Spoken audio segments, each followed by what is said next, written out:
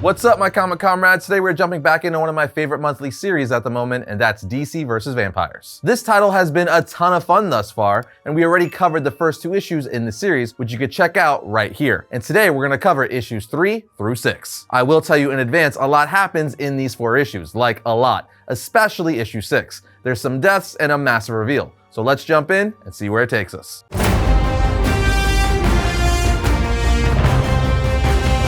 Alright, before we get into it, I do want to let you guys know that we're going to be summarizing each issue a little faster than usual today because we're breaking down 4 issues instead of the usual 2. So there's a lot more to cover. With that said, don't worry, you're going to get all the juicy parts that matter. In any case, let's jump into issue 3. The issue starts off with the Justice League finding Barry Allen's dead body on the beach. If you don't remember, he was killed at the end of the last issue by Hal Jordan, who is secretly a vampire, which is unknown to the Justice League at this point in time. As they all mourn him, Hal gives orders to each member of the Justice League to find the killer when in fact, he's the one who killed Barry. Elsewhere, we see Batgirl taking down Ratcatcher in Gotham, but as she's taking him on, a vampire comes from behind her and grabs her by the neck, trying to bite her. She throws him over her shoulder, but he jumps on her and is just about to bite her when, luckily for her, Nightwing shows up and puts a stake through his heart. The two then begin to flirt, with Batgirl mentioning that he was supposed to be patrolling a different street, and saying, "If I didn't know better, I'd say you were following me." After this, we see Batman in the sewers looking for the remains of the Wonder Twin Zan. His sister Jaina shows up in tears asking if she could help Batman find him, to which he reluctantly agrees. After this, we're taken back to the streets of Gotham where the Penguin is being chased by vampires. He eventually trips and lands right in front of Zatanna, who he thinks is gonna help him, but he finds out that she too is also a vampire. She says that why is it the sadder the little man is, the more he assumes we want to turn him into one of us. Penguin then says,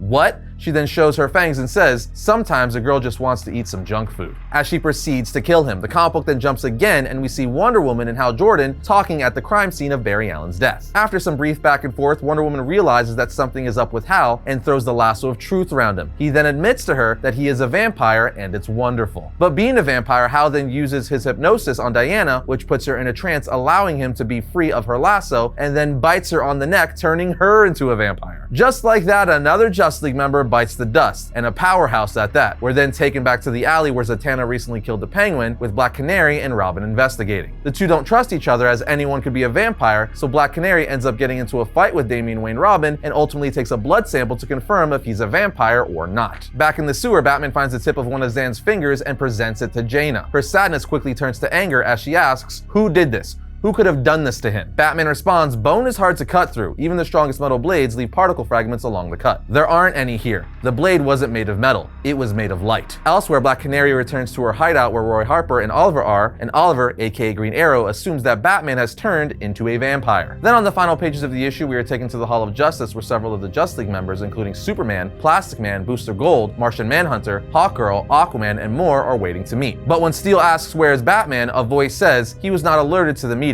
"We found evidence last night. Batman killed Barry Allen." As we see, it's Wonder Woman saying this alongside Hal Jordan on the final page of the issue. This leads us to issue 4. The beginning of the issue picks up at the Docklands in London. We see Constantine is there drinking and greeted by Zatanna. We find out she's clearly there to turn him into a vampire, but this is Constantine, so he's not to be easily fooled, as he's like the king of tricks and cons. So realizing this isn't the real Z, after only a few exchanges, he puts her in a spell, at which point she asks, "What now?" He then lets her go and she says, "You're not gonna kill me?" He tells her, "You're already dead. Besides, as you may have noticed, I got a real lack of people who'll sit and listen to me great." Then back in the Batcave, we see Bruce doing his thing, talking to Alfred over the phone, but realizes someone has broken into the Batcave and gives Alfred a secret phrase letting him know what's going down. At this point, Bruce clicks a button turning all the lights off in the cave as we see an arrow go right through Batman's back, letting us know Green Arrow is the one who broke in. But come on, this is Batman. Do you really think Green Arrow got him that easily? No, instead it was a decoy Robin mannequin with a cape and cowl on it. Green Arrow then realizes this and says, "Oh, this is bad,"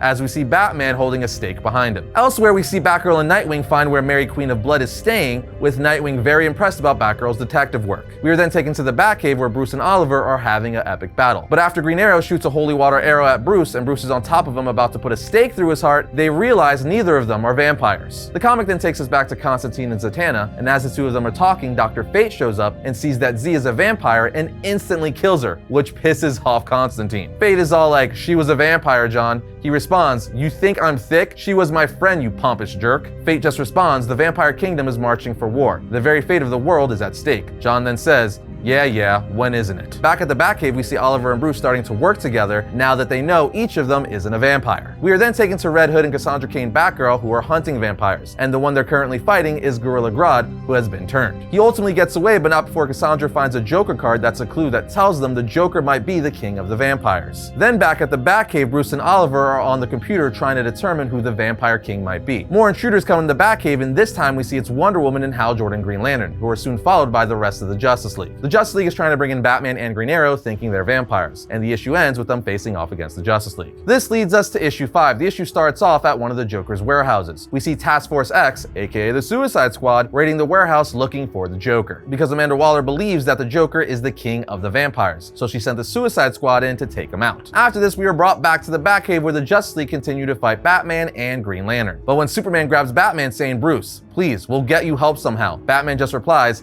"How did they get to you?" He then bites on a capsule that releases kryptonite gas, which he blows in Superman's face, taking him down. We are then brought back to the Suicide Squad, where we see King Shark has been compromised and is also a vampire. So he eats Black Spider, but it doesn't end there. Parasite is also on the team, who has been compromised as well. So things are not going well for the Suicide Squad. Back at the Batcave, we see Batman take out Martian Manhunter by using fire and an old Justice League teleporter to send him away, eliminating yet another powerhouse of the Justice League, as Green Arrow puts an arrow in Green Lantern and Hawkgirl. Then at the warehouse, we see Batgirl show up to help the Suicide Squad, literally saying, "Looked like you could use some help," with Harley replying, "Thanks, pretty bat lady. Turns out vampires are real now. The Joker is one. Dinosaurs are real too." We're then taken back to the Batcave one more time, where things are getting super bloody. Batman's hurt, Wonder Woman's face is burnt due to Batman throwing holy water on her, and Hawkgirl has been turned into a vampire by Wonder Woman. Needless to say, things aren't going too well, but luckily for Batman and Green Arrow, Tim Drake and Damian Wayne show up on a motorcycle ramming Wonder Woman. Green Arrow shoots an explosive arrow at her, buying them enough time to jump in the Batmobile and get the hell out of Dodge. As they get away from the Batcave and Wayne Manor, Batman says, "Voice authorization, E1701,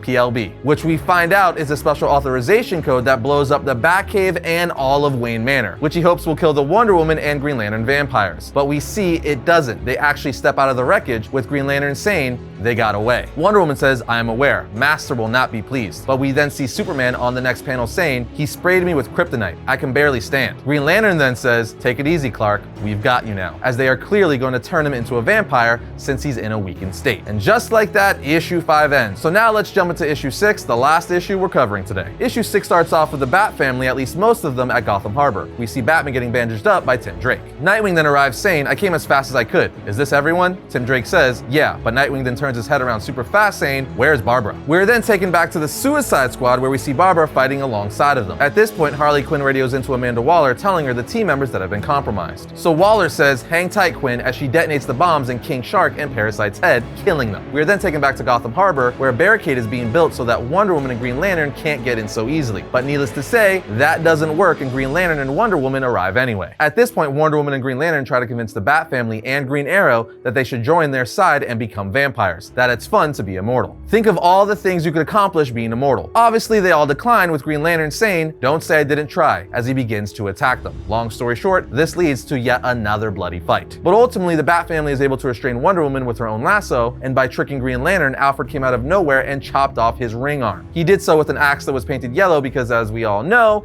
yellow is Green Lantern's weakness. The book then brings us back to the Suicide Squad, as we see Deadshot accidentally find the Joker, but he isn't alive, he's just a corpse. Deadshot says someone drained all the blood out of him. Batgirl then looks at Joker's lifeless body and says, "But if he's not the Vampire King, who is?" Back to the Bat family, we see that Green Arrow killed his friend Hal Jordan, who has been turned into a vampire. As he says, "The friend that I love like a brother is trapped in there, and even if he can't say it now, I know he couldn't live with what he did to Barry. This is for you, Barry, and this is for you, my brother." At this point, Batgirl radios into Batman saying, "I found the Joker, but he's dead. The vampires killed him. He wasn't their king. All the clues, all the evidence we found, all the chatter pointed toward him. They wanted us to think it was him. Bruce, there are only a few people who could have fooled us like this. The Vampire King is one of us." As Bruce looks around at his Bat family saying, "Understood. Great job, Barbara. See you soon." Red Hood then asks, "Everything okay?" And Batman says, "Yes, she thinks she knows where the Joker is. She's coming here." And then on the next page, we see Nightwing punch his fist right through the torso of Batman saying, "I think it's time we both stop lying to our family, Father," revealing he's the Vampire King. Nightwing goes on to say, "I wish I could have turned you, but even if I had,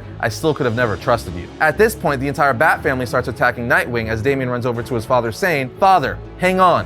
please. Nightwing then systematically takes out every member of the Bat family. First, he throws Cassandra aside like a rag doll, then he steps on Tim's head, crushing it like a watermelon, and he then bites Damian Wayne on the neck, all vampire style. At this point, it's Jason's turn, but even Jason can't take him down as Wonder Woman sneak attacks him and bites him in the back of the neck. Dick offers to make Jason his vampire lieutenant, but Jason refuses, eventually saying, "Do it." Nightwing says, "What was that?" as Green Arrow puts an arrow through Jason's heart, killing him so he doesn't have to live as a vampire slave to Nightwing. At this point, we see Superman carrying out Nightwing's plan, who, by the way, is now also a vampire that we see destroying the White House. We also see Firestorm executing orders to destroy life-giving forests and jungles, as heroes like Dr. Fate, Swamp Thing, Constantine, Supergirl, and Steel look on helplessly, with Nightwing saying to Wonder Woman, "The world is ours now. The eternal darkness has begun." And just like that, issue 6 comes to a close. Dude, this series is absolutely fantastic. I love these Elseworld stories where everything and anything is possible. I mean, they already killed Batman, Tim Drake, turned Damian Wayne into a vampire, killed Jason, and killed the Flash. It's just insane, and I'm loving it. The fact that Nightwing is the king of the vampires now is a twist I didn't expect. The crazy thing is, we're only halfway through the 12-issue limited series, so I'm very excited to see what happens from here. There's still a lot more time for twists and turns and things to go wrong. But what are you guys thinking about this series? Are you enjoying it as much as we are?